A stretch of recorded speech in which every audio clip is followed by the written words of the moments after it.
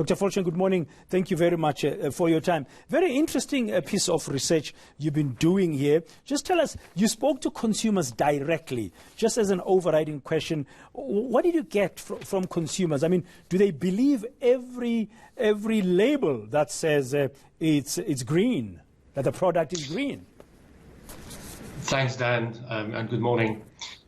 Yes, I think there's a proliferation in the market of products that are being sold as green, and what we know is that almost 95% of those make claims that are dubious or not entirely true. So there's a lot of misleading labeling, etc., in the market.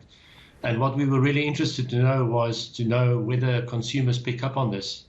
And whether, when you educate consumers, whether they would act differently, because we know that consumers are willing to pay more for green products.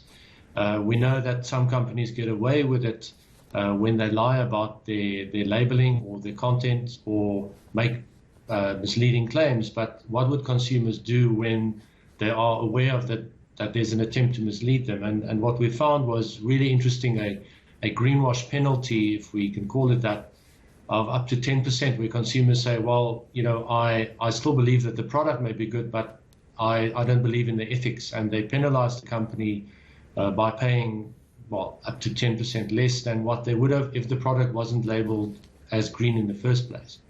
Now, I know your research, you said this study was focusing on consumers, but did you get a sense of why would product manufacturers fake their green status? Dan, I think there are two things that companies can do by green labeling. If, for instance, I've got a vulnerable reputation, a company like Eskom or Sasol, for instance, by doing something that looks good, I protect my reputation a little bit. Of course, we won't buy Sasol fuel because it's green. But in other instances, you can put an organic food label, for instance, on a product, and consumers are willing to pay more for those. And in fact, if there's a personal benefit in that product, for instance, organic, we believe that it's healthier than other foods, then people are willing to pay more for that. And in some other cases, it's pure altruism. If it's renewable energy or green energy and it comes at a premium, which is not always the case, but when that happens, people are willing to pay more because they want to contribute to the public good. Now, you mentioned the word reputation. Now, in this greenwash penalty behavior that you have found consumers are prepared to do to punish the product, it's not about its quality, rather, it's a lack of trust in the brand. Correct. We saw that with Volkswagen, for instance. Volkswagen lying about its emissions from its cars a few years ago. I'm sure all of us believe that Volkswagen is a good car, but for a substantial period after that, Volkswagen suffered from people not wanting to buy their cars because they were lied to. So we start distrusting a company rather than necessarily the product. And there are numerous examples of those in the market.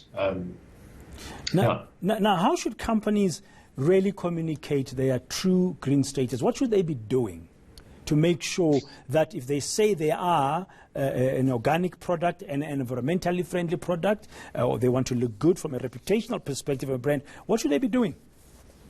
There are three things which I think are really important. Firstly, be clear about your claims. The second is that you should educate your consumers. So if you make a specific claim and your claim is true, it's in your benefit to educate your consumers, because not only will you be able to charge a premium for your products, but companies that maybe fake those same kind of claims would be punished accordingly. So I think it's really important for companies to do that.